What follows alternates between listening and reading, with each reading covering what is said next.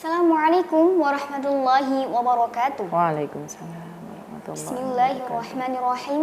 Alhamdulillahirabbil alamin. Allahumma sholli ala sayyidina Muhammadin wa ala alihi wa sahbihi ajma'in. Amma ba'du. Apa kabar pemirsa setia Mahika Sidoarjo? Semoga pemirsa sekalian senantiasa dalam limpahan rahmat dan lindungan Allah Subhanahu wa taala. Amin. Alhamdulillahirabbil alamin. Hingga kali ini kita dapat jumpa lagi dengan saya Azkia Nurfatin dan Ummah Indonesia Insyurah dalam program Tanya Ummah. Assalamualaikum Ummah. Waalaikumsalam warahmatullahi Terus pundi kabaripun Ummah? Alhamdulillah sehat Mbak Fatin. Sehat. Ya baik Ummah. Langsung mohon nggih. Nggih, monggo. Kita akan menjawab pertanyaan dari pemirsa. Yang pertama dari Nadiai. Dan pertanyaan, bagaimana cara mensucikan mayat perempuan yang meninggal dalam keadaan haid? Bismillahirrahmanirrahim. Mayat perempuan yang lagi haid, bagaimana cara mensucikan? Tidak ada ketentuan yang yang mengharuskan pakai aturan-aturan itu tidak ada, Mbak Fatin. Jadi ya seperti biasa, kita membersihkannya, mensucikannya sebagaimana mayat-mayat yang tidak haid. Jadi tata cara merawat jenazah, tata cara memandikan jenazah itu tidak ada ketentuan khusus bagi orang yang haid atau yang haid atau yang junub gitu, nggih. Itu tidak ada. Jadi ya sebagaimana semestinya. Berarti mboten niat tersendiri ngoten Mas? Tidak. Kan niatnya juga memandikan mayit, bukan seperti orang yang haid terus mandi besar niat menghilangkan haidnya atau hadas besarnya, tidak.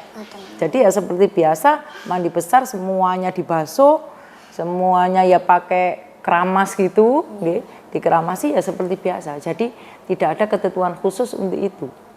Cuma yang perlu diperhatikan, yang memandikan itu ya harus sama-sama perempuannya, gitu aja. Orang perempuan ya untuk yang memandikan yang perempuan jangan sampai jangan sampai laki-laki. Terus bagaimana adab kita agar ya namanya mayat itu juga sebenarnya punya yang namanya malu, itu punya. Jadi jangan kemudian dibuka semuanya. Ya itu yang perlu diperhatikan gitu. Jadi tetap tempat-tempat khusus yang sekiranya dia malu untuk kelihatan itu ya harus ditutupi. Ya gitu aja. Terus Mbak, bagaimana hukumnya ketika orang yang memandikan tuh haid?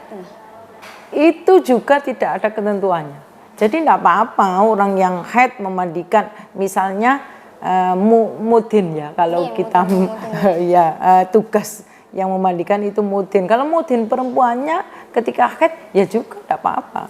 Tidak masalah ya? Tidak masalah sama sekali. Karena mungkin ada yang berpendapat katanya kalau orang yang memandikan tuh haid, katanya mayitnya kepanasan atau gimana? Biasanya ya katanya seperti itu. Iya. Memang sebaiknya memang dalam keadaan suci, dalam keadaan. Tapi bagaimanapun nanti ketika dia mensucikannya itu kan ada yang nyuwun sewu pakai diceboki gitu, daerah-daerah tertentu itu yang harus dibersihkan itu, sehingga ya nanti jadi batal. Jadi mudin yang perempuan itu memang sebaiknya wudu dulu, memang sebaiknya punya wudu. Yang namanya ngerjakan sesuatu ibadah itu sebaiknya ada punya wudu gitu. Terus tapi kalau memang kok mudinnya ketika itu ndak ada yang suci, adanya cuma yang berhadas itu saja, yang haid itu saja, tidak apa-apa. Jadi tidak sampai iki batal, iki ndak sah mandinya mayat, ndak apa-apa, ndak masalah berpengaruh itu, ya, Uma? ndak berpengaruh. Tapi lebih baik didahulukan yang suci ya, Uma? Oke, Ngoten. sebaiknya begitu. Kalau memang ada yang lebih suci, ada yang ndak haid, nggih, boleh ya didahulukan itu. Ngoten nggih, Uma, nggih. Nggih. Baik pemirsa, ternyata untuk jawabannya bagaimana cara mensucikan mayat perempuan yang meninggal dalam keadaan haid itu sama saja dengan pada umumnya untuk memandikan jenazah. Jadi tidak ada niat tertentu dan niat khusus untuk memandikan jenazah yang sedang haid. Ngoten nggih, Uma? Nggih. Baik, lanjut kita masuk ke pertanyaan kedua dari Azharo 08 underscore dengan pertanyaan, apa saja larangan perempuan haid? Karena masih banyak perbedaan mengenai hal tersebut. Nih, terus pun penjelasannya. Larangan haid bagi seorang perempuan yang haid, larangan-larangannya itu banyak sekali, Mbak Fatin. Di antaranya sholat, puasa, terus membaca Al-Quran. Baca Al-Quran itu sepakat memang semuanya melarang. Kecuali nanti bagi yang niat doa, niat yang bagi tahfidz niku nggih. Terus membawa Al-Qur'an itu nggih, menyentuh Al-Qur'an. Kemudian berdiam diri di masjid.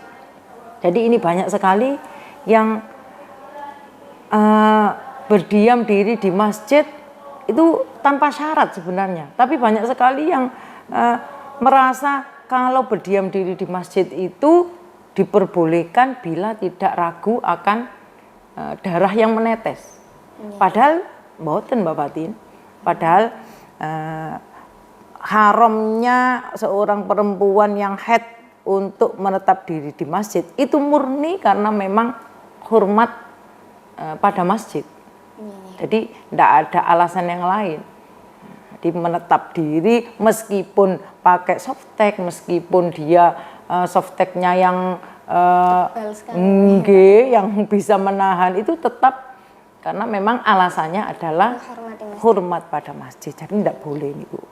Nah, yang boleh, yang kalau tadi bisa menahan tetesnya air, tetesnya darah itu apabila melewati masjid. Misalnya mau ngambil sesuatu yang ada di masjid, atau misalnya memberikan sajadah pada temannya yang di masjid, misalnya itu baru itu tidak apa-apa. Kalau seumpama ada sebuah majelis yang dilakukan dalam masjid, kan itu dalam keadaan udzur, gimana nih? Ya, mau tidak mau harus cari tempat yang sekiranya tidak berada di masjid. Makanya bagi takmir ini seruan ya untuk takmir itu kalau buat masjid itu yang sekiranya itu ada serambinya buat seorang perempuan tadi yang haid tadi, bagi yang haid itu. Jadi tidak boleh kalau misalnya ada kayak itu tadi ya, majelis apa yang ditempatkan di pengajian itu ya seharusnya yang haid cari tempat-tempat yang sekiranya tidak di dalam masjid. Tapi tetap diperbolehkan ya, kan dalam lingkup masjid nonton. Tapi tidak di dalamnya. Tidak di dalamnya. Jadi ada area yang di situ memang area masjid, yang di luarnya itu adalah hanya serambi, teras, itu tidak dinamakan masjidnya. Gitu. Kemudian selanjutnya nopo? Berdiam diri di masjid itu tidak boleh, lewat itu tidak diperbolehkan kalau memang tidak mengkhawatirkan menetesnya darahnya.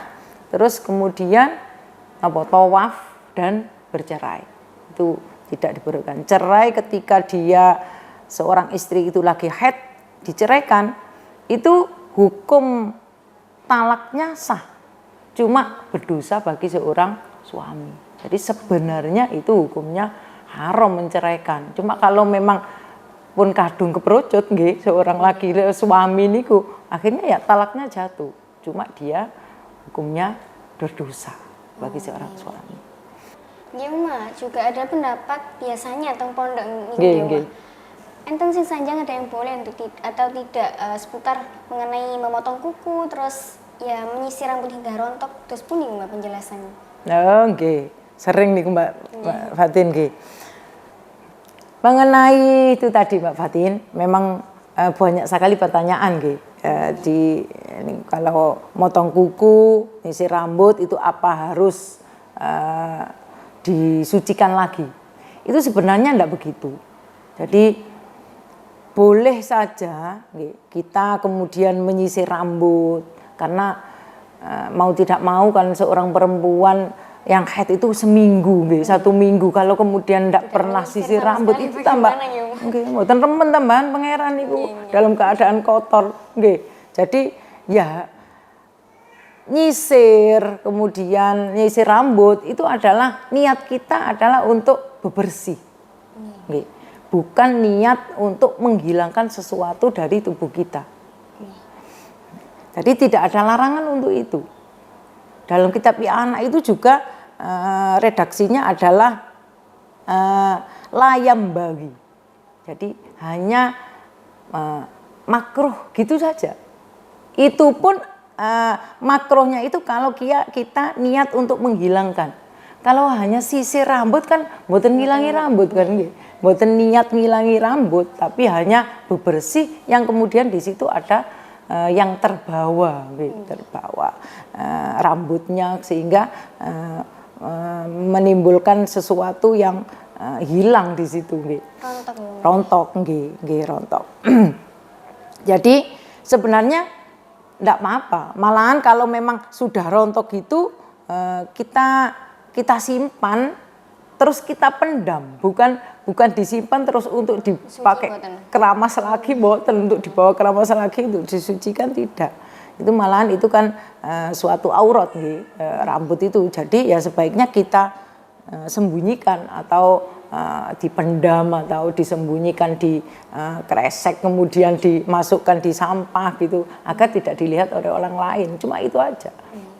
Kalau yang potong kuku itu ini hanya makruh gitu saja. Itu kan yang namanya potong kuku kan memang niat untuk memotong ya, niat untuk memotong atau rambut memang niat untuk memotong kalau memang fashion kita pingin sing lebih cantik gitu misalnya pas haid itu sebaiknya nunggu kalau suci saja. Jadi kalau sekedar hanya bebersih itu enggak apa-apa nggih. Kalau menghilangkan itu mboten haram tapi hanya makruh. Hanya makruh dan itu pun tidak akan kembali lagi nggih. Tidak akan kembali di akhirat nanti mboten kembali dalam keadaan junub gitu enggak. Tidak dalam keadaan haid enggak. Ketika junub, ketika haid kita melakukan misalnya keramas dapat seminggu kok kotor begini itu keramas atau nifas Mbak Fatin. Nifas itu kan sampai berapa hari itu? 60 hari itu maksimalnya. Kalau kemudian enggak boleh yang namanya keramas, enggak boleh yang namanya sisir itu jadi apa itu jadinya? Jadi enggak apa-apa. Jangan ragu untuk keramas, jangan ragu untuk sisir ya seperti biasa. Pokoknya hanya dihindari jangan dipotong, jangan potong kuku atau kalau tapi nanti kalau misalnya kelupaan, aku kadung motong kukunya sudah terpotong atau rambutnya terpotong, ya sudah pun jangan kemudian dilompokno maneh kok pas udah suci ikut. Nah, itu jangan enggak sampai begitu. Enggak sampai begitu ya. Ya Mak, kalau kan tadi motong kuku itu kan sebaiknya dihindari. Kalau seumpama ketika sakit gigi, ngonten cabut gigi, terus pun hukumnya Om? Nah, itu ada kasus lagi Mbak Fatin. Itu kan ada dorornya, ada sakit giginya. Aduh, sakit gigi itu kan lebih sakit daripada sakit hati Mbak Fatin. Jadi ya enggak apa-apa. Kuku tadi misalnya ada kuku yang membahayakan sriwilen ngoten niku biasa nggih nang sakit itu enggak apa-apa itu sudah jangan ragu jangan pikir kok nang makro aku kok ono dosae titik misalnya nggih sudah enggak apa-apa pun bismillah ya cabut gigi juga enggak apa-apa nggih itu lagi amputasi gitu ya. Pas haid kok ini harus dipotong ini nggih, kecelakaan ini harus dipotong.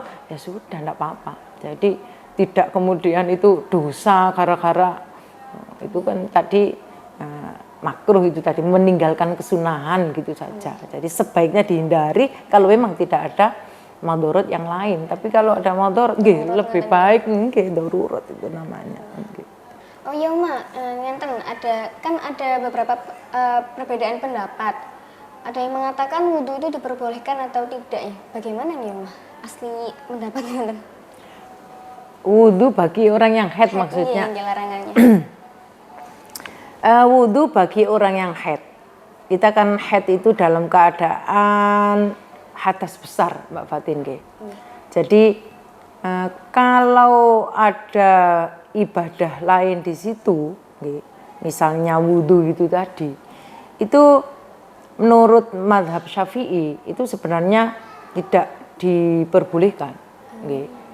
Jadi menurut Imam Ahmad itu boleh kalau memang di situ misalnya mau tidur itu kan disunahkan wudhu bagi orang yang suci itu diperbolehkan. Tapi kalau mazhab Imam Syafi'i itu sama dengan tala'ub bil ibadah, artinya mempermainkan ibadah di situ dalam keadaan hadas besar kok kemudian pakai wudhu. Wudhu itu kan aslinya untuk menghilangkan hadas, padahal di situ ada hadas.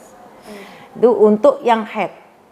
Tapi untuk yang junub itu ada hadis yang malahan ketika kita junub kemudian mau tidur itu malahan disunahkan untuk wudhu. Nah, itu khusus untuk junub. Jadi di situ ada perbedaan antara junub dan haid. Kalau junub kan hanya cuma beberapa saat kemudian bisa kita bersuci. Kalau haid kan hampir sampai berhari-hari. Jadi ketika kita junub memang ada himbauan, ada kesunahan untuk wudhu. Tapi kalau haid itu tidak diperkenankan untuk itu. Kalau seumpama hal tersebut wudhu niku sebagai amal istiqomah, enten apa nggih, Mbak? Kalau amal istiqomah gini Mbak Fatin. Seorang perempuan yang haid itu anugerah dari Allah. Jadi rahmatnya Allah kepada orang-orang yang haid itu adalah ketika semua amalan istiqomah yang telah dia jalankan, begitu dia haid, itu semuanya akan ditulis sama dengan ketika dia suci. Jadi pun khawatir, apapun yang Mbak Fatin lakukan, misalnya kesehariannya itu penuh dengan ibadah-ibadah, penuh dengan keistiqomahan. Itu ketika haid, ada paling ini ki, mboten saged deres akeh, mboten saged ngamal misalnya ngaji Yasin, apapun itu nggih di situ. Itu nanti sudah tertulis dengan sendirinya. Jadi ganjarannya itu dipadakno, jangan khawatir. Nggih. Karena memang haid itu memang kodratnya kaum wanita, jadi tidak bisa menghindar. Nah, tadi yang wudhu tadi Mbak Fatin, tala'ub bil ibadah, saya tambahi sedikit. Ketika seorang yang junub misalnya, orang yang junub mempunyai hadas besar mau mandi, tapi ketika mau mandi dia kemudian haid. Nah, berarti kan dia punya tanggungan hadas besar itu. Punya tanggungan mandi. Apakah kemudian dia mandi ketika haid? Itu juga sama dengan wudhu tadi. Itu namanya tala'ub bil ibadah. Jadi ketika dia junub kemudian mau mandi kok haid, maka di cancel mandinya. Mandi junubnya nanti jadi satu dengan mandi bersuci dari haid. Jadi double. Niatnya double betul. Niatnya double ya, nawaitul ghusla ila hadasil akbari minal haidi wal junubi. Atau nanti minal minul gitu Mbak Fatin. Pokoknya hadasil akbar ngotennya pun semerapi ambek pun Gusti Allah. Artinya jangan kemudian mandi besar ketika kita haid. Itu enggak boleh itu mempermainkan ibadah. Sama dengan wudhu itu tadi. Nonton di penjelasannya. Nggih. Terus. Nggih, baik pemirsa, alhamdulillahirrahmanirrahim, tak terasa perjumpaan kita hari ini telah berakhir. Bagi pemirsa yang masih bingung tentang hukum dan penyelesaian masalah seputar haid, silakan segera komen di Instagram maupun YouTube Mahika Sidoarjo. Saya Azkia Nur Fatim dan Ummah Indonesia Insyaallah pamit undur diri. Mohon maaf bila ada salah kata dan semoga pembahasan hari ini bermanfaat untuk pemirsa sekalian. Amin. Sampai jumpa minggu depan. Wassalamualaikum warahmatullahi Warahmatullahi wabarakatuh. wabarakatuh.